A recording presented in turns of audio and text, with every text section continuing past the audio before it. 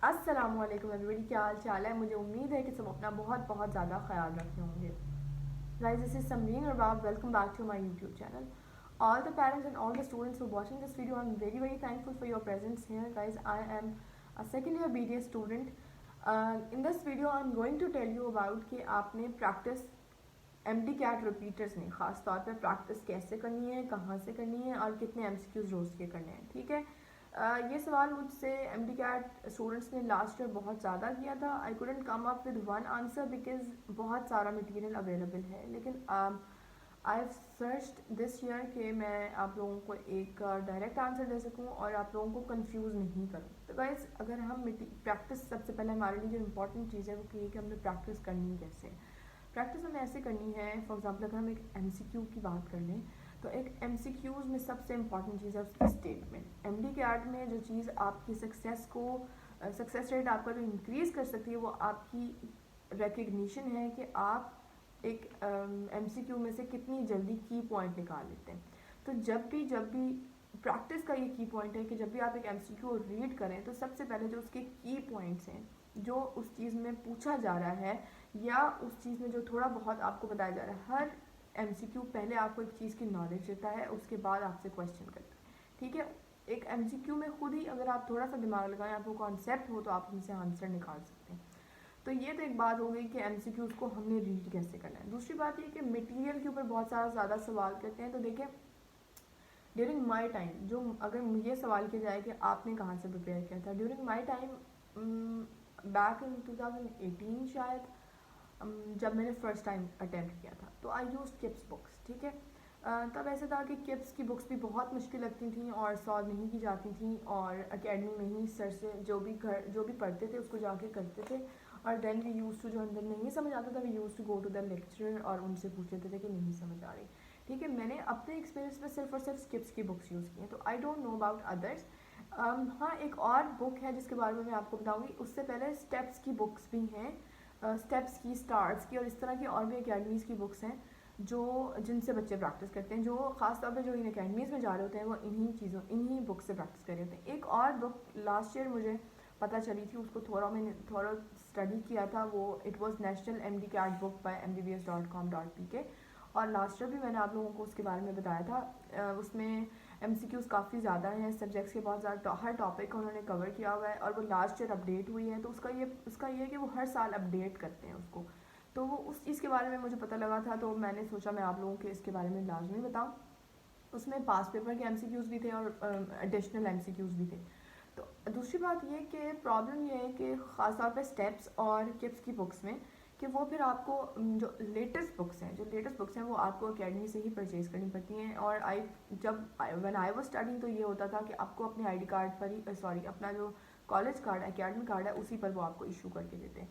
तो अगर वो कुछ बच्चे जो किप्स या स्टेप्स नहीं ज्वाइन कर रहे थे, फिर वो उनके लिए एक्सेसिबल नहीं होती।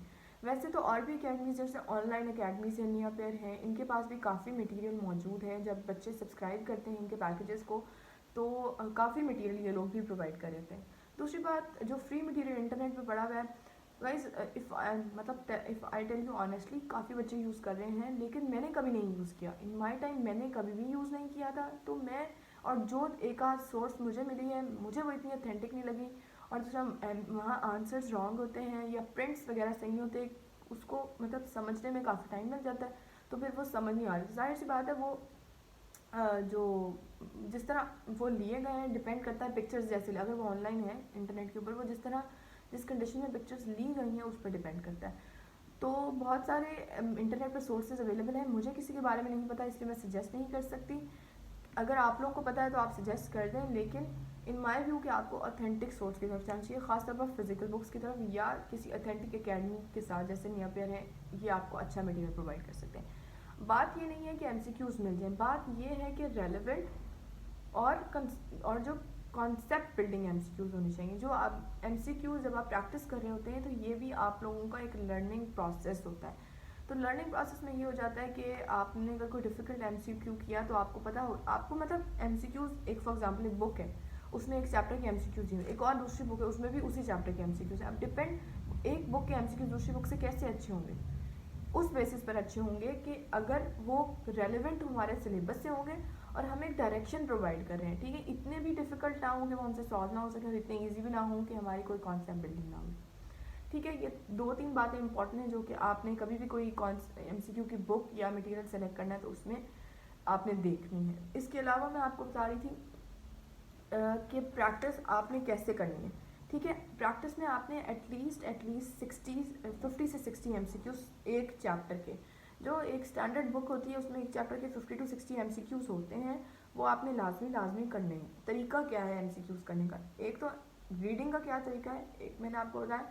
अब आपने उनको सॉल्व करने का क्या तरीका है और इवेलुएट करने का क्या तरीका है। तरीका यह है कि फॉर एग्जांपल आप एक चैप्टर के MCQs कर रहे थे, उसमें एक पर्टिकुलर एक टॉपिक के MCQs गलत हो गए, तो अब आपने या एक जो भी MCQs गलत हुए हैं तो वो आपने देखने हैं कि कौन से टॉपिक्स हैं, जिस भी टॉपिक से हैं तो वो आपने टॉपिक से आके लाजमी दोबारा प्रिपेयर करना है। अच्छा, अब यहाँ पर एक चीज़ जो अच्छी है वो मैं ज़रूर हमेशा मेंशन करती हूँ कि नियर पेयर की बात मुझे अच्छी लगी कि वहाँ पर एक ऐसा सिस्टम मौजूद है कि जब आप प्रैक्टिस कर रहे होते हो तो जो आपके एंड में क्वेश्चंस गलत होते हैं तो वो आपको हाईलाइट परसेंटेज निकाल के देते हैं कि आपका ये टॉपिक वीक है, यहाँ से आपके MCQ ज़्यादा गलत हो रहे हैं। तो अगर आप इस टॉपिक के बारे में किसी टीचर से पूछना चाहते हैं तो आप वो भी पूछ सकते हैं, या अगर आप फॉर एग्जांपल नहीं मतलब आपको आइडेंटिफाई हो जाता है ना, तो आप उस टॉपिक पर ज़्यादा फोकस कर सकते हैं। ये चीज़ आप खुद भी कर सकते हैं। जब आप MCQs की प्रैक्टिस कर रहे हो तो इवेलुएट करें कि कौन सी जगह कौन से टॉपिक में मैं गलती कर रहा हूँ, वो टॉपिक जाके दोबारा प्रिपेयर करें ताकि डुअल तैयारी हो सके, आपकी प्रैक्टिस भी हो जाए और क्या हो जाए, आपकी प्रेपरेशन भी डबल हो जाए, ठीक है। ये 2-3 बातें थी जो मैं आपको प्रैक्टिस में बताना चाहती थी। तरीका भी मैंने आपको बता दिया, सोर्सेज भी मैंने आपको बता दी और इवैल्यूएशन के प्रोसेस भी मैंने आपको बता दी। इसके अलावा प्रैक्टिस के बारे में आपके कोई भी क्यूरीज हैं आप मुझे इंस्टाग्राम पे, फेसबुक पेज पर मैसेज कर सकते हैं, उनके लिंक्स डिस्क्रिप्शन में होंगे। डिस्क्रिप्शन लाजमी देखा करें। Thank you so very much for watching this video. अल्लाह हाफिज़।